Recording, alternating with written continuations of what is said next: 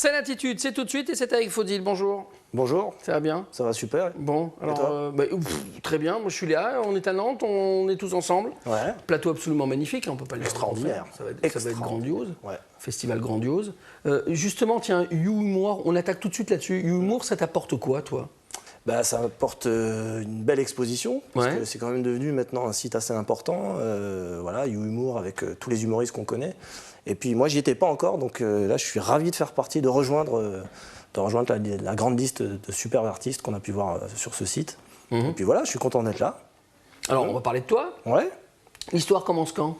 Alors moi, l'histoire commence en 2006. Moi, je viens du théâtre au départ. Voilà, donc j'ai joué dans plusieurs pièces de théâtre à succès. Une qui s'appelle Couscous au lardon, une qui s'appelle Ma colocataire est encore une gare, ce que j'ai joué au Palais des Glaces, avec notamment à la mise en scène Anne Romanoff, que j'ai rencontré à cette occasion, avec qui j'ai travaillé. Et puis voilà, petit à petit, j'écrivais de mon côté mes petits sketchs. Et puis j'avais hâte de monter en solo sur scène, parce que les pièces de théâtre, c'est toujours 2-3 personnages. Et puis un jour, j'ai goûté à la scène en solo, et puis maintenant, c'est parti.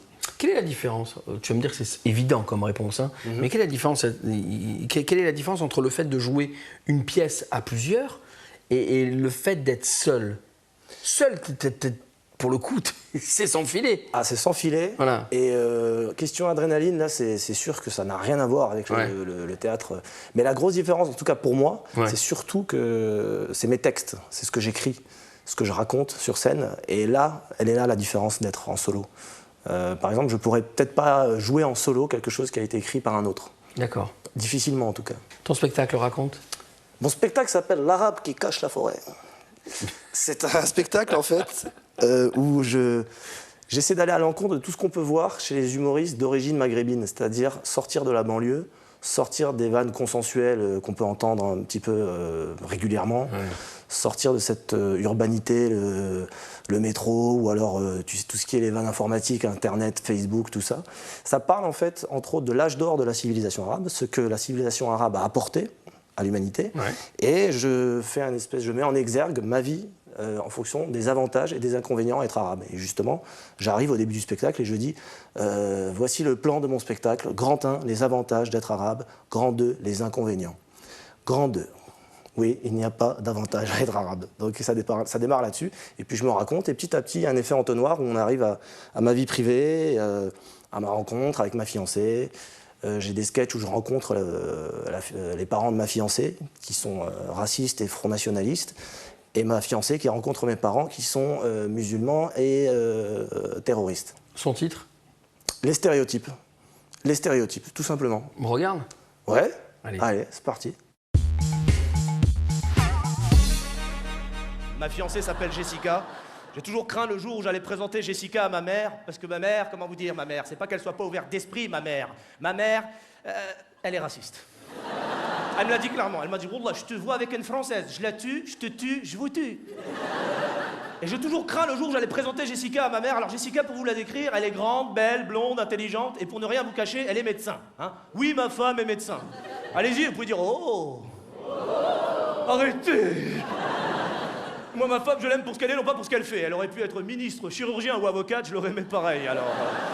Non, il se trouve qu'elle est médecin, et ce jour que j'ai tant craint est arrivé. Le jour des présentations avec ma mère. Un grand moment. Maman, Jessica, maman.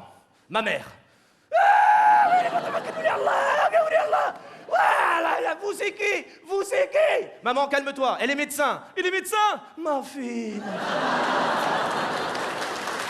Il est médecin. Et là, ma mère, elle a un vieux réflexe. Elle orientalise les prénoms français. Comment il s'appelle? Jessica. Tu veux boire quelque chose, Jamila? Non. Sur ce, mon père arrive, d'un pas décidé. Bismillah, Abdullah,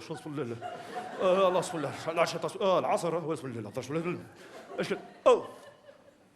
Il aperçoit Jessica, il la rassure. Qu'est-ce qu'ici ça? T'es française? Tu bois de l'alcool? Tu manges du halouf? Hein? T'es médecin? C'est bon le halouf. Là, on passe à table, repas classique chez nous, 300 personnes. Jessica me dit, mais c'est un mariage? Je dis non, c'est un mardi. Et là, c'est l'ambiance traditionnelle des repas de chez nous. Les repas de chez nous, c'est très folklorique. Il y a des cris, des rires, des pleurs, des gamins qui courent partout, de la musique orientale. Et moi, j'adore comparer le repas de chez nous avec le repas français traditionnel bourgeois. J'insiste bien sur bourgeois. Parce que là, c'est une ambiance très austère. Ça parle philosophie, politique. T'as le père, la mère, la fille, le fils, dans un silence de mort. T'as d'abord le père qui est là. Non, non, non et non. Une politique économique ne peut pas être adaptée à un marché européen. Voyons, François-Xavier. Le fils, papa, tu n'es qu'un pessimiste de la vie. La fille, moi je suis une écolo, vous avez bousillé la planète. La mère, oh mais calmez-vous, j'ai préparé un clafoutis. Bon, chez nous, c'est pas pareil. Chez nous, il y a mon petit frère, il arrive, il ouvre le frigo, il le referme, et il fait, franchement, qui c'est qui a mangé le dernier yaourt? Je l'avais caché derrière les merguez. Franchement, ça se fait pas de manger le dernier yaourt. C'était mon yaourt. Vous mangez le yaourt des gens. Vous aimeriez bien que moi je mange mon yaourt. Voilà, je l'avais mis de côté pour regarder le match de foot. Et là, Jessica, elle le regarde, elle dit, mais il va quand même pas pleurer pour un yaourt. Je dis, Jessica, tu ne sais pas, chez nous, le yaourt, c'est sacré.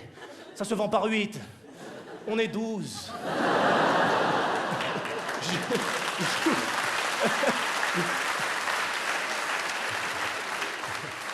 Alors, ce qui a le plus étonné Jessica durant le repas, c'était de nous voir rester à table pendant que la police perquisitionnait l'appartement. Pour nous, c'était normal, on avait l'habitude. On dit, ouais, il y a les keufs, qu'est-ce qui se passe? Jessica était choquée, elle a dit, mais il y a la police chez vous. Heureusement, mon petit frère était là pour la rassurer. Il lui a dit, ouais, Jessica, t'inquiète pas, oh, ils trouveront rien. Et là, elle lui dit, ah bon, et pourquoi? J'ai tout mis dans ton sac. Ça, c'est mon petit frère. Je l'adore, mon petit frère. Mon petit frère, c'est un délinquant. Hein, vous voyez les émissions tard le soir sur TF1, c'est lui. Mais un délinquant étourdi. Une fois, je vous raconte cette anecdote, il sortait de la chambre avec un sac, je le regarde, je dis, toi, tu vas faire un braquage. Il dit, non, je ne vais pas faire un braquage. Pourquoi tu dis que je vais faire un braquage? Ne me prends pas pour un con, je vois bien que tu vas faire un braquage. Je dis, wallah, je ne vais pas faire un braquage. Je dis, si, tu vas faire un braquage. Il me dit, non, je ne vais pas faire un braquage. Je dis, si, tu vas faire un braquage. Et là, il me fait, moi, je vais faire un braquage.